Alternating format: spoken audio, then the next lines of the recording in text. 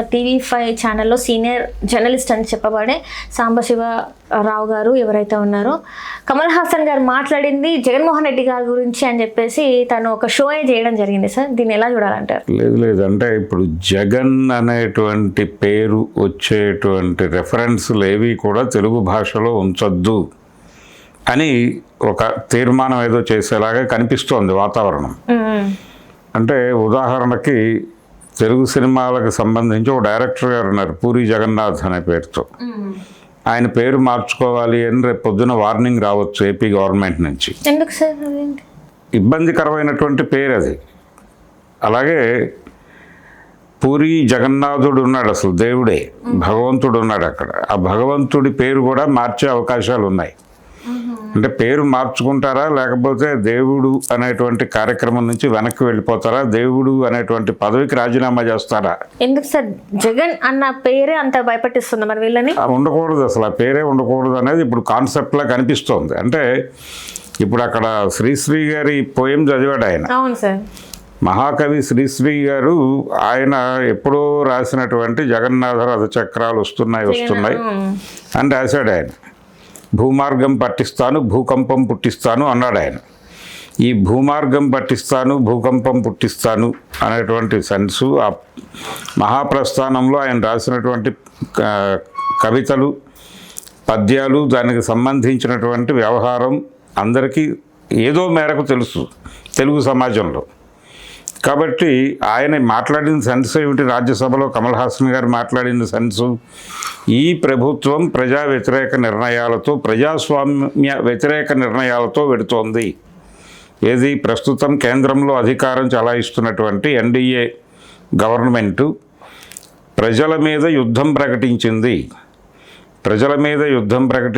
ప్రజాస్వామ్యం మీద యుద్ధం ప్రకటించింది. కాబట్టి ఇది జగన్నాథ రథచక్రాలు వస్తున్నాయి, ఈ భూమార్గం పట్టిస్తాను, భూకంపం పుట్టిస్తాను అని చెప్పాడు ఆయన. అంటే జగన్నాథ రథచక్రాలని ఆయన ఏ కాంటెక్స్ట్లో వాడాడు? జనం ఈ రెండింటిని కలిపి వాడాడు ఆయన. జగన్నాథ రథచక్రాలకి అక్కడ ఇది జరుగుతుంది పూరిలో, రథయాత్ర. దానికి విపరీతంగా జనాలు వస్తారు. కాబట్టి అలాంటి ఒక జనసందోహం, ఒక యుద్ధాన్ని తలపించేటువంటి జనసందోహం, దాన్ని పట్టుకొచ్చి దాంతో కౌంటర్ యుద్ధం మేము చేస్తాము అనేది సెన్స్ అక్కడ. ఆ సెన్స్ క్యారీ చేయటానికి ఆయన శ్రీశ్రీ గారి జగన్నాథ రథచక్రాలు అనేటువంటి ఆ కవితని ఉదాహరిస్తూ చదివాడు. ఎందుకు చదివాడు? ఆయనకి ఎందుకు వచ్చు అది? ఆయన తమిళుడు కదా. అది కూడా మాట్లాడాడు సాంబశివరావు గారు. ఆయన ఏమంటాడంటే, తమిళనాడు రాజకీయాల్లోనే నువ్వు చల్లని నానే అని. ఎందుకంటే ఇంతవరకు గెలవలేదు. ఎవరో నామినేట్ చేస్తే రాజ్యసభకి వెళ్ళిన నువ్వు ఏపీ రాజకీయాల గురించి మాట్లాడే హక్కు ఎక్కడది నీకు అని మాట్లాడాడు ఆయన. అసలు ఏపీ రాజకీయాల గురించి అక్కడ ప్రస్తావించకుండానే అదే జగన్నాథ రథచక్రాల్లో జగన్ ఉంది కదా సార్, ఇది చిన్నపిల్లల్ని అడిగినా కూడా అందుకని తీసేయమనేది ఆయన గొడవ. అందుకనే నేను చెప్పాను, జగన్ అనే పేరుతో ఉన్నటువంటి అన్ని పేర్లు రద్దయిపోవాలి ఏపీలో. అందులో భాగంగానే పూరి జగన్నాథ్ పేరు మార్చుకోవాలి అర్జెంటుగా. అతను రాబోయే సినిమాకి ఆ పేరుతో పోస్టర్ వేస్తే ఆ ఏపీలో రిలీజ్ కాదు. ఆ పరిస్థితి కనిపిస్తోంది, ఆ వాతావరణం. ఇప్పుడు టీవీ యాంకర్లు ఎవరు కూడా వాళ్ళు ఉద్యోగం చేస్తున్నట్టుగా మాట్లాడట్లేదు, వాళ్ళు ఒక పార్టీ కార్యకర్తల్లా మాట్లాడుతున్నారు. ఇది గొడవ.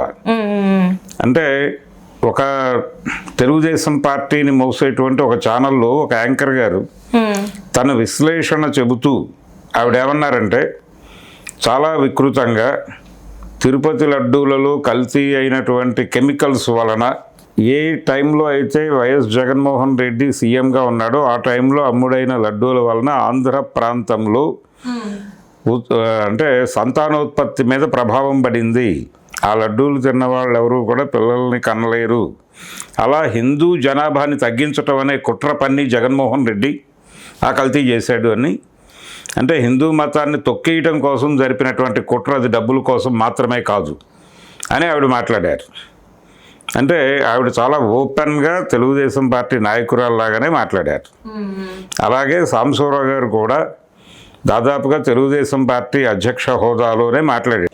ఇదంతా వింటుంటే, ఇదంతా చూసి అది ఏదైతే టీవీ ఛానల్లో మాట్లాడారో అది విన్న తర్వాత చాలా హాస్యాస్పదంగా ఉంది సార్. ఎందుకంటే అసలు అక్కడ ఏ కాంటెక్స్ట్ లో మాట్లాడుతున్నారో అర్థం కాని పరిస్థితులలో వీళ్ళు మళ్ళీ సీనియర్ జర్నలిస్ట్ అని చెప్పుకోవడం. అయితే ఒకటి ఆయన కాంటెక్స్ట్ ఏంటంటే, తమిళనాడులో మొన్న ఒక పెళ్లికి వెళ్ళాడు ఆయన, చెన్నైలో, జగన్మోహన్ రెడ్డి.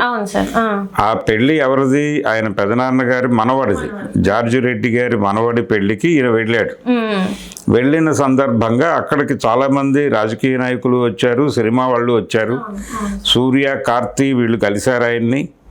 అలాగే స్టాలిన్ వచ్చాడు అక్కడికి, స్టాలిన్ గారి అబ్బాయి వచ్చాడు. వాళ్ళిద్దరితోనూ జగన్మోహన్ రెడ్డి మాట్లాడాడు. పన్నీర్సెల్వం కూడా వచ్చారు. వాళ్ళందరినీ కలిశాడు ఈయన. ఆ సందర్భంగా కమల్ హాసన్ ఇంటికి కూడా వెళ్ళి కలిశాడు ఆయన్ని జగన్మోహన్ రెడ్డి అని కూడా ఒక వార్త ఉంది సర్క్యులేషన్లో.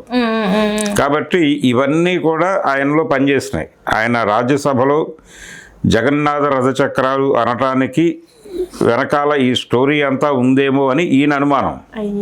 అంటే కమల్ హాసన్ చాలా కాలంగా జగన్ అభిమానిగా ఉండుంటాడు. జగన్మోహన్ రెడ్డి నుంచి ఆయనకు ఏదో లబ్ధి చేకూరు ఉంటుంది అనేటువంటి కాంటెక్స్ట్లోకి వెళ్ళిపోయాడు. ఇప్పుడు పరిస్థితి ఎలా జరిగిందంటే, చంద్రబాబుని ఎవరైనా విమర్శిస్తే వాళ్ళని జగన్ పెయిడ్ ఆర్టిస్టులుగా వీళ్ళు ప్రచారం చేసేస్తున్నారు, తెలుగుదేశం బ్యాచ్ మొత్తం. కాబట్టి ఇది ఒక దుర్మార్గమైనటువంటి కల్చర్ నడుస్తోంది సోషల్ మీడియాలో. అందుకని కొంచెం కాన్షియస్గా పట్టించుకోవాల్సిన అవసరం అయితే ఉంది సాంబశివరావు గారి వ్యాఖ్యల్ని. ఆయన చాలా ప్రతి వాళ్ళు అలవోకగా మాట్లాడేస్తున్నారు ఈ విషయాలన్నీ. అయ్యా, మీరు అనవసరంగా వివాదం చేస్తున్నారు లడ్డూ వ్యవహారాన్ని. మీరు లడ్డూని పట్టుకొని జగన్మోహన్ రెడ్డిని టార్గెట్ చేస్తున్నారు, కానీ మైనారిటీలు హర్ట్ అవుతారు మీ బిహేవియర్ వలన అని చెబితే వాళ్ళకి అర్థం కావట్లేదు. అర్థం కాకపోగా జగన్ దగ్గర డబ్బులు తీసుకుని మాట్లాడుతున్నాడు ఇతను అని మాట్లాడేస్తున్నారు ఓపెన్గానే.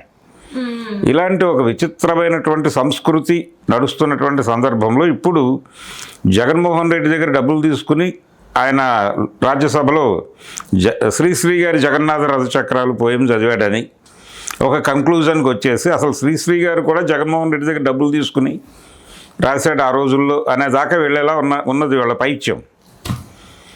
ఆ లెవెల్కి తీసుకెళ్ళిపోయారు వ్యవహారాన్ని. అది చాలా బహిరంగంగా కనిపిస్తోంది వీళ్ళ విపరీత ధోరణులు ఇవి. అందుకని ఇప్పుడు మీడియా టోటల్గా రెండు భాగాలుగా చీలిపోయి, ఒక భాగం వాళ్ళు జర్నలిస్టులు అంటే జనరల్గా ఒక అభిప్రాయం ఉంది, వాళ్ళకు ఒక పద్ధతి ఉంది, ఒక పత్రికా రచన శైలి ఉంది. ఆ శైలి ప్రకారం ఎవరిని ప్యాంపర్ చేయకూడదు, దేన్ని ఓన్ చేసుకోకూడదు. ఇది ఇలా మాట్లాడారు వారు, వీరు ఇలా మాట్లాడారు, ఇది నా పర్సనల్గా నాకు అనిపించిన విషయం అని మాత్రమే మాట్లాడాల్సినటువంటి సందర్భం. కాబట్టి ఇప్పుడు వీళ్ళు చాలా కంప్యూటర్లో లాగా ఒక విచిత్రమైనటువంటి సెర్చ్ కొట్టేసే ఆల్గారిజంలోకి వెళ్ళిపోయి జగన్ అనేది ఎక్కడ కొట్టినా కానీ వీళ్ళకి అది వచ్చేస్తుంది. మనం ఇప్పుడు జగన్ అని కొట్టగానే దానిలో చాలా వస్తాయి గూగుల్లో. అలా వీళ్ళ బుర్రలో జగన్ అనేది వినిపించగానే వీళ్ళకి వెంటనే లైట్ వెలుగుతుంది. అది ఏ కాంటెక్స్టు, అది ఎప్పుడు రాశారు? ఇప్పుడు పండిత జగన్నాథ రాయలని ఒక పండితుడు ఉండేవాడు పురాతన కాలంలో. ఆయన్ని కూడా రద్దు చేయమంటాడు ఈయన.